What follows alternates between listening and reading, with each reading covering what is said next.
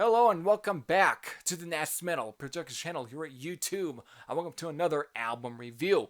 So today I am reviewing the 23rd studio album from Rage, titled Wings of Rage, which was released on January 10th through Steamhammer Records, and it's their first time being back on the label since 2003's Sound Chaser. Now, Wings of Rage. Before I get into this album, I definitely want to go into at least the backstory, of the formation of Rage, which Rage originally were formed back in 1983 under the name Avenger originally. Which, of course, under that name, they had released a full-length album and an EP, which the full-length album being Prayers of Steel. To then, which, after that album, they would then change their name to Rage, and were then probably to not to cause any confusion with the new wave or British heavy metal band of the same name. So they changed their name to Rage, they signed with Noise Records, and then they released albums such as Reign of Fear, Execution Guaranteed, and Perfect Man. And of course, Pete Wagner has always been one of the main driving force for this band throughout the decades. So, now, before I really get into also any more albums, I definitely want to also point out that I'm really just more familiar with, of course, the Prayers of Steel album, Reign of Fear, and Execution Guaranteed. So really, I haven't really checked out a lot of the albums, like with Perfect Man, and that means even including, again, classics like that, and other maybe some sort of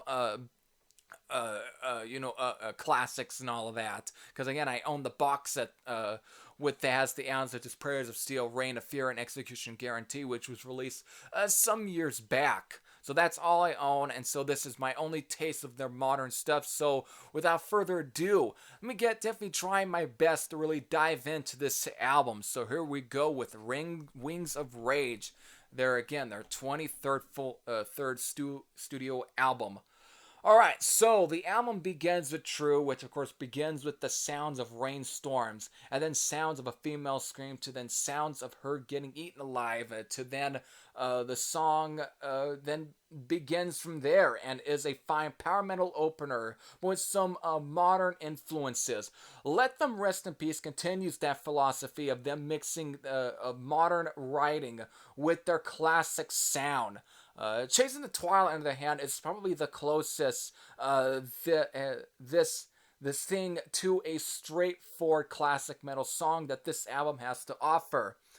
Both Tomorrow and the title track continue to keep the pace going, with the title track bordering on thrash at times. Now, Shadow Over Deadland, the Twilight transition, is a 30-minute intro track that serves as an intro to, of course, track number 7, which is A Nameless Grave, which is one of the more slower and more moodier songs on the album.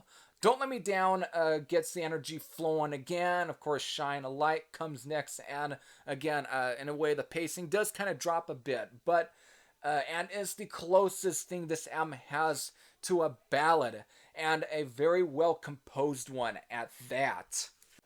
HTTS 2.0, Blaming on the Truth, and For Those Who Wish to Die, all end the album in great fashion. So definitely a great album in its own right. Definitely, again, I definitely should also point out that Peter Wagner just sounds just as good, if not just as, probably even better than he probably did back in before. I mean, he just sounds the same. He sounds really great on the sound. He really sounds strong, very tight and everything on the sound. Of course, guitar players such as Marcus Rodriguez, who has, of course, been with this band for at least for a few years at this point, it definitely adds a lot of great guitar riffs and stuff to this album.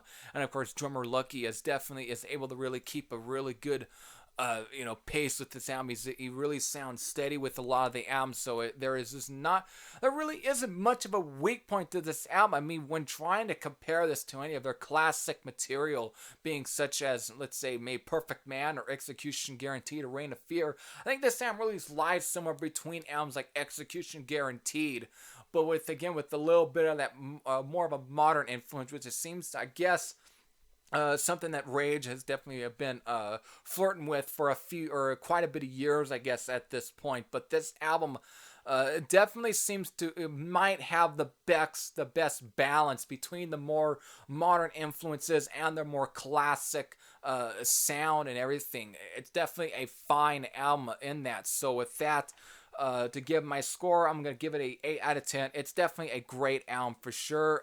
Whether or not if this is their best album at this point is definitely debatable, since I'm not very familiar with a lot of their albums prior to this one. At least one, since again, I'm all very familiar with Reign of Fear and Execution Guaranteed.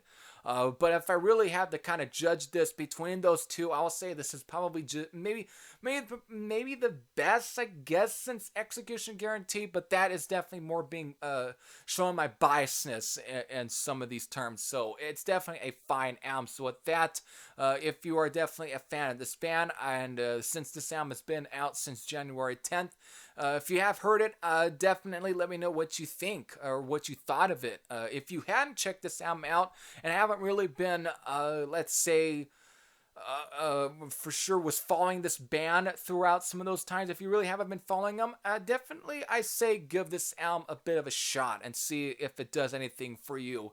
So with that, hope you all enjoyed it. This is Heavy Thrasher Sam out, and I'll see you all later. Take care, everyone.